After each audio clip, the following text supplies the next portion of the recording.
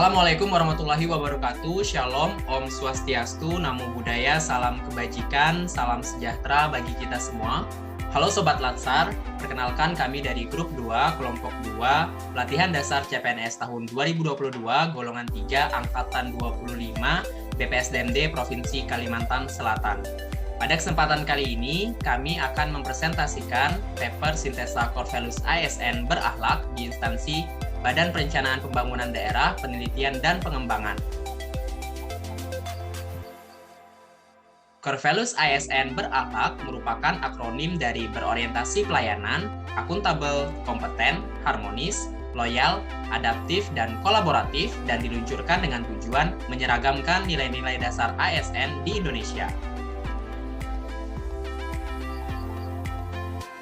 Badan Perencanaan Pembangunan Daerah, disingkat Bapeda, adalah lembaga teknik daerah di bidang penelitian dan perencanaan pembangunan daerah yang dipimpin oleh seorang kepala badan yang berada di bawah dan bertanggung jawab kepada gubernur, bupati, wali kota melalui sekretaris daerah. Badan ini mempunyai tugas pokok membantu gubernur, bupati, wali kota dalam penyelenggaraan pemerintah daerah di bidang penelitian dan perencanaan pembangunan daerah.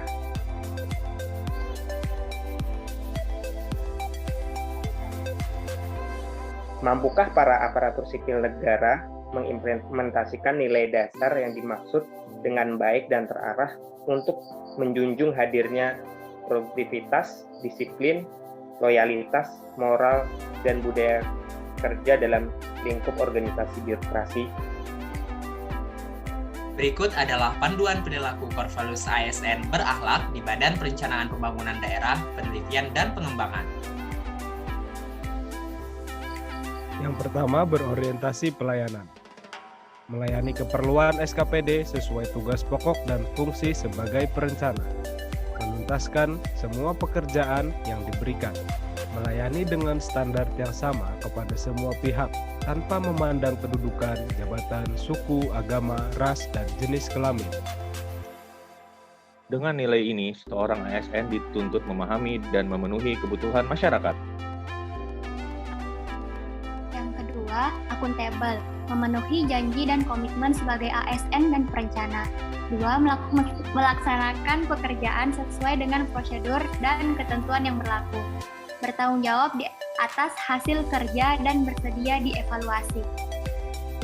Dengan nilai ASN dituntut untuk menggunakan kekayaan dan barang milik negara secara bertanggung jawab, efektif, dan efisien. Yang ketiga, kompeten, meningkatkan kompetisi diri dengan mengikuti berbagai seminar dan pelatihan, bertukar pikiran dan berdiskusi dengan rekan kerja, bawahan, dan atasan, belajar secara mandiri dan aktif bertanya terkait tugas pokok dan fungsi jabatan dan fungsional ahli pertama perencana. Untuk menjalankan tugas dan fungsinya, peningkatan kompetensi sangat penting dilakukannya. Dengan kompetensi yang semakin baik, memungkinkan bagi ASN untuk dapat memberikan pelayanan yang terbaik, juga sesuai dengan tugas pokok dan fungsinya.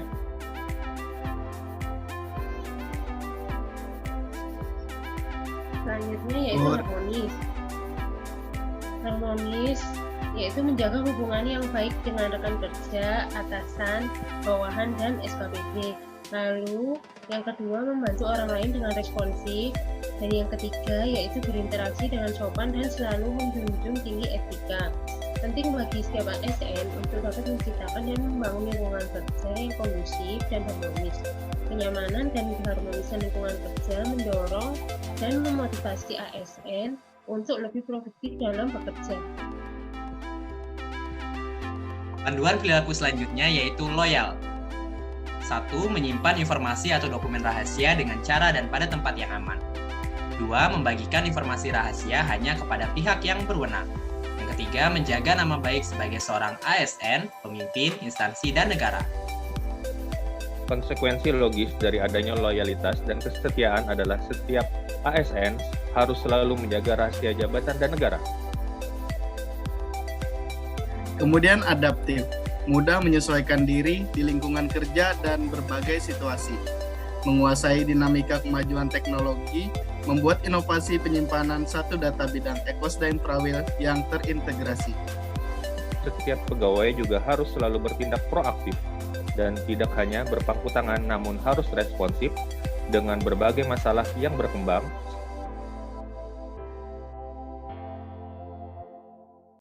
yang dihadapi organisasi.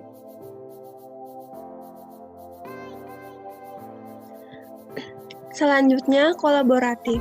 Bersinergi dengan seluruh SKPD dan stakeholder terkait dalam penyelesaian permasalahan yang berkaitan, menerima pendapat dan saran untuk menyelesaikan pekerjaan, mengakui saat berbuat kesalahan. Keterbukaan dalam bekerja sama dan mencari solusi bersama akan dapat menghasilkan nilai tambah dan mempercepat mencapai tujuan bersama.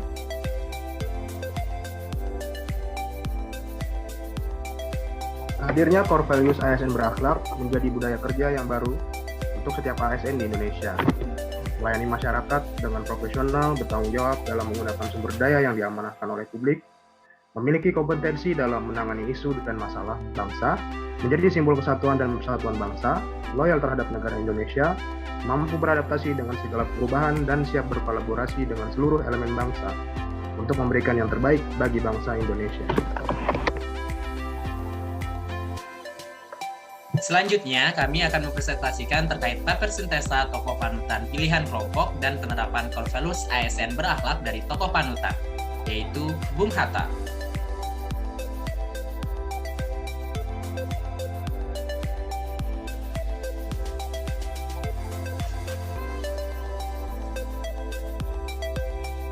Kemudian, bagaimana praktek implementasi core values berakhlak dari seorang tokoh panutan, yaitu pahlawan nasional Muhammad Hatta, dalam menerapkan nilai berakhlak?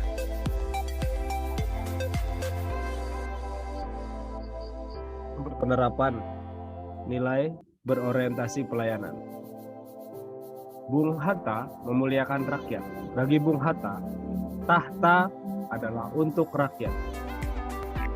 Ketika sepulang Bung Hatta dari negeri Belanda, Bung Hatta ditangkap dan dipenjara di penjara Glodok. Beliau sempat menulis buku berjudul Krisis Ekonomi dan Kapitalisme, bahwa beliau anti persaingan bebas. Karena persaingan bebas ini akan memperbesar mana yang kuat dan menghancurkan mana yang lemah. Oleh karena itu, Bung Hatta bersikap a priori menolak kapitalisme dengan persaingan bebas bawaannya. Bung Hatta menolak demokrasi barat yang berdasar liberalisme individualisme.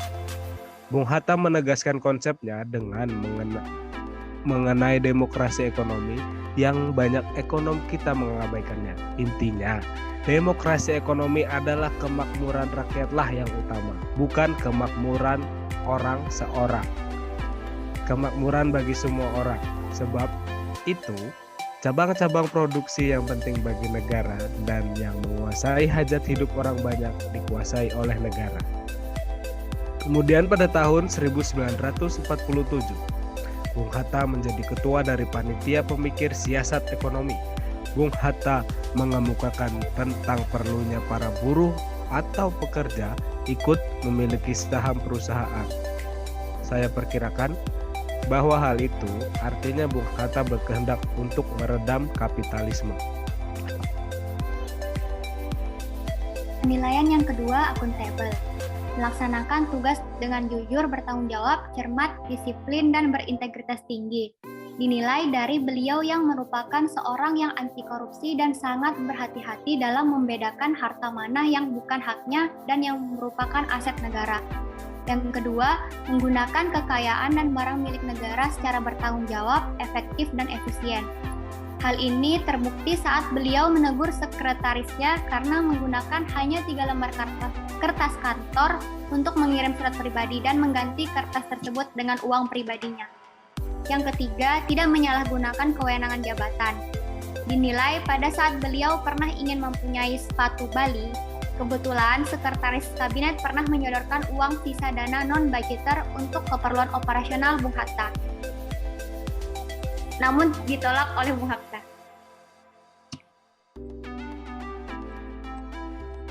Ketiga, kompeten. Adapun tokoh kompeten yang menjadi panutan adalah Bung Hatta. Sikap kompeten Bapak Bung Hatta dapat diimplementasikan sebagai seorang ASN adalah terus belajar mengembangkan kapabilitas diri. Semangat beliau terhadap ilmu ditunjukkan dengan membaca buku sejak dulu, karena sejak dulu beliau selalu mengutamakan pendidikan. Terlihat dari didirikannya Partai PNI baru yang merupakan partai kader yang rajin menyelenggarakan pendidikan untuk rakyat.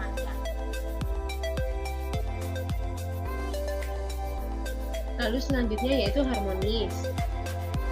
Harmonis yang dipelajari dari Bung Hatta yaitu toleransi dan sikap tengah rasa. Toleransi merupakan sikap tengah rasa antarumat beragama, suku, golongan, dan bangsa. Hal ini tercermin dari sikap Bung Hatta yang menghargai kultur orang lain meskipun ia tidak ikut ambil bagian dalam kultur tersebut. Dalam catatan tulisan Z di buku Cara Baik Bung Hatta terdapat kalimat banyak kesaksian kawan-kawannya maupun penuturan ia sendiri dalam menulisnya. Betapa Hatta sangat estetik, tidak mau berbeda dengan beberapa kultur barat yang dianggapnya bertentangan dengan nilai-nilai Islam. Meskipun demikian, Hatta amat menghargai kultur orang lain itu meskipun ia sendiri tidak ikut ambil bagian atau larut di dalamnya. Selanjutnya yaitu core values loyal. Core values loyal dari seorang Bung Hatta terlihat dari beliau yang mengedepankan kepentingan negara di atas kepentingan pribadinya. Muhammad Hatta atau Bung Hatta merupakan sosok yang loyalitas tinggi. Dulu, pemerintah pernah mengeluarkan kebijakan centering atau pemotongan nilai uang, dan beliau menjadi sosok yang mengumumkan kebijakan ini. Namun, sebelumnya beliau tidak pernah memberitahu siapapun terkait kebijakan tersebut, bahkan terhadap keluarganya. Rahmi Hatta, istrinya, sangat kecewa saat itu seharusnya mereka bisa membeli sebuah mesin jahit. Namun akhirnya tidak bisa karena nilai tabungannya yang turun. Bung Hatta pun menjelaskan bahwa kepentingan negara tidak ada sangkut pautnya dengan kepentingan keluarga dan rahasia negara adalah tetap rahasia negara. Yang kedua, sejak muda, Bung Hatta sudah berjuang demi kemerdekaan Indonesia. Dan karena kebudayaannya inilah, beliau pernah bersumpah tidak akan menikah selama Indonesia belum merdeka. Kemudian nilai adaptif. Adapun tokoh kompeten yang menjadi panutan ialah Muhammad Hatta. Muhammad Hatta atau yang lebih sering dikenal sebagai Bung Hatta merupakan seorang pribadi yang tidak henti-hentinya memberikan inovasi untuk kemajuan bangsa Indonesia. Beliau merupakan pemikir di bidang ekonomi sehingga dijuluki Bapak Koperasi. Di bidang ekonomi, sumbangsih beliau terhadap perekonomian, khususnya perkembangan koperasi membuat ia dijuluki sebagai Bapak Koperasi. Ia memikirkan bagaimana usaha-usaha kecil dapat berkembang dan memiliki daya jual tinggi sehingga disalurkan melalui koperasi-koperasi yang nantinya akan membangun perekonomian Indonesia dari bawah.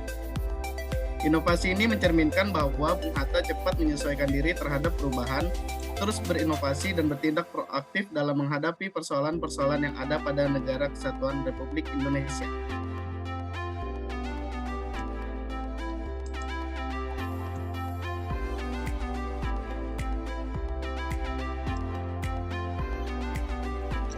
Nilai kolaboratif pada Bung Hatta adalah semasa hidupnya Bung Hatta sangat aktif dalam organisasi.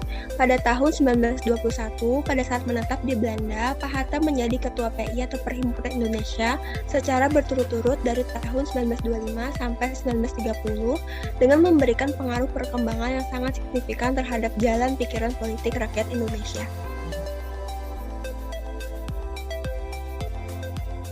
Sebagai tokoh yang pernah menjabat dalam pemerintahan, yakni sebagai Wakil Presiden Republik Indonesia, Bung Hatta telah menerapkan nilai-nilai dasar yang terdapat pada berakhlak. Contohnya pada nilai dasar berorientasi pelayanan, beliau membuat program-program yang berfokus pada perbaikan ekonomi masyarakat. Nilai dasar akuntabel dapat dilihat melalui rasa tanggung jawab beliau dalam berhati-hati dalam menggunakan fasilitas negara. Nilai dasar kompeten dapat dilihat dari sikap beliau yang senantiasa terus belajar dan mengembangkan kapabilitas diri. Nilai dasar harmonis dapat dilihat dari jiwa toleransi atau tenggang rasa yang beliau miliki. Nilai dasar loyal dapat dilihat dari sikap beliau yang mengedepankan kepentingan negara di atas kepentingan pribadinya. Nilai dasar adaptif dapat dilihat dari sikap beliau yang tidak henti-hentinya memberikan inovasi. Dan nilai kolaboratif dapat dilihat dari keaktifan beliau dalam organisasi. Demikian presentasi kami terkait dengan paper sintesa Core Values ASN berakhlak di instansi Badan Perencanaan Pembangunan Daerah Penelitian dan Pengembangan dan juga dari tokoh panutan yaitu Bung Hatta. Apabila dalam penyampaian kami ada kata-kata yang kurang berkenan, kami mohon maaf dan kami akhiri dengan mengucapkan wassalamualaikum warahmatullahi wabarakatuh. Shalom, Om, Santi, Santi, Santi, Om, Namo Buddhaya, salam kebajikan. Sampai jumpa di tugas kelompok selanjutnya. See you. ASN berakhlak, ASN kini beda, bangga melayani bangsa.